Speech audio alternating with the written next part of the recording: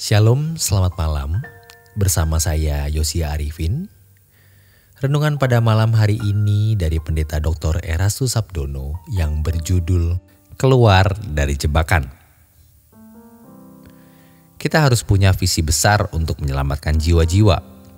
Bagi para pendeta harus serius mau mengajarkan kebenaran dan mengajak berdoa agar jemaat memiliki karakter Kristiani. Memindahkan hati bukanlah perkara sekejap, tetapi step by step, day by day. Baru tekukan hidup kita bisa berubah.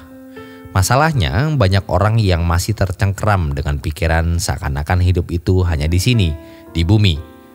Pada umumnya, aktivis bahkan pendeta pun banyak yang masih berpikir bahwa hidup itu sekarang. Nanti bukan hidup, tetapi mati. Justru setelah mati itulah kehidupan yang sesungguhnya yang Allah sediakan.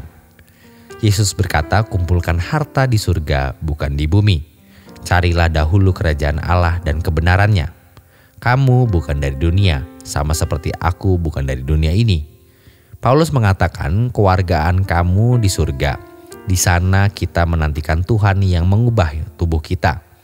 Pikirkan perkara yang di atas bukan yang di bumi. Tetapi ayat-ayat seperti ini sekarang tidak lagi terdengar, bukan?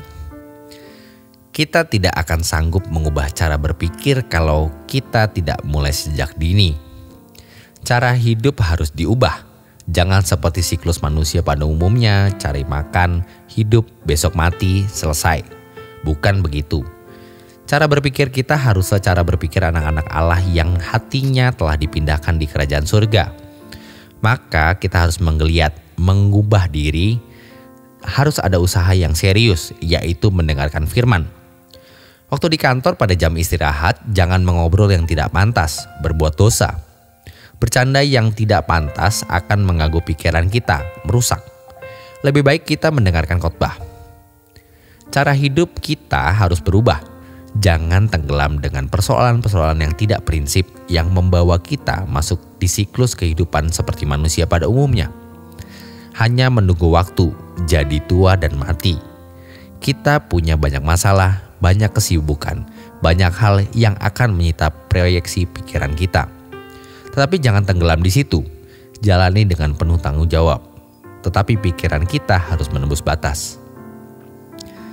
Yang sering terjadi dalam hidup banyak orang adalah ketika tiba di ujung maut baru sadar untuk mencari Tuhan, tetapi terlambat. Sekian lama hidup dalam percintaan dunia lalu mau bertumbuh sulit. Apalagi kalau kita tidak memikirkan Tuhan sama sekali. Lalu ketika di ujung maut baru mau memikirkan Tuhan, ia tidak akan mampu menembus batas, tidak mampu mempercaya ada kehidupan di balik kematian, tidak mampu yakin Allah menjemput, malaikat diutus menjemput, tidak mampu percaya ada kerajaan surga. Itu kengerian sekali. Pikirkan hal-hal yang menyangkut kekekalan, masalah lain nanti menjadi kecil. Kita tentu bertanggung jawab dan pasti bisa menyelesaikan karena orang di luar gereja juga bisa menyelesaikannya dengan baik. Tetapi yang dilakukan oleh hampir kebanyakan manusia adalah memikirkan kehidupan yang sesungguhnya nanti. Kita adalah umat pilihan yang memang diproyeksikan untuk menerima warisan kekayaan Allah di kerajaan surga. Kita adalah orang-orang istimewa yang berkesempatan dimuliakan bersama Tuhan Yesus.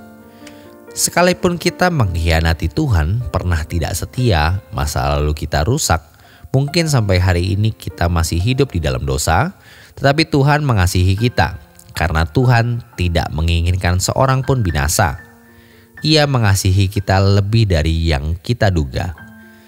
Ada satu kalimat yang mengejutkan, yaitu Allah punya kekayaan, punya langit dan bumi, dan bisa memberikan kekayaan apapun untuk kita. Tetapi Tuhan hanya ingin memberi satu yang terutama, yaitu dirinya. Lalu siapa yang bisa menerima dirinya? Tentu orang yang menyerahkan dirinya kepada Tuhan. Allah menciptakan manusia agar manusia hidup dalam kebersamaan dengan dirinya. Tetapi karena dosa maka manusia terpisah. Namun keselamatan mendamaikan. Artinya, memberi akses dan potensi bagi manusia untuk diperdamaikan dan berjalan dengan Tuhan. Tetapi manusia harus mengubah diri, Kalau masih menggunakan cara hidup seperti cara hidup anak-anak dunia, kita tidak bisa melekat dengan Allah. Pada awalnya memikirkan perkara surgawi itu sulit. Banyak orang berhenti berjuang karena bermental blok, lalu berkata, "Saya memang masih duniawi." Kita harus keluar dari jebakan iblis. Kita harus mengubah diri dan menggeliat. Rahasia mengubah diri adalah mengubah rutinitas kita. Apalagi kalau itu kebiasaan berbuat dosa, pasti harus ditinggalkan dan dibereskan. Sehingga kita bisa tidak takut lagi menghadapi kematian. Harus ada usaha untuk itu. Kekekalan itu mengerikan. Jangan remehkan kekekalan. Mulailah berubah. Ubah rutinitasmu. Kalau hari ini kita berkata, "Ku perlu Kau Tuhan," bukan karena aku sedang dalam persoalan ekonomi, bukan karena aku dalam persoalan rumah tangga, bukan karena aku sedang dalam masalah hukum atau ada ancaman tertentu, tetapi aku perlu Engkau Tuhan karena aku butuh tuntunan bimbingan-Mu. Pegang tanganku untuk masuk ke kekekalan. Demikian renungan pada malam hari ini. Selamat beristirahat. Tuhan Yesus memberkati.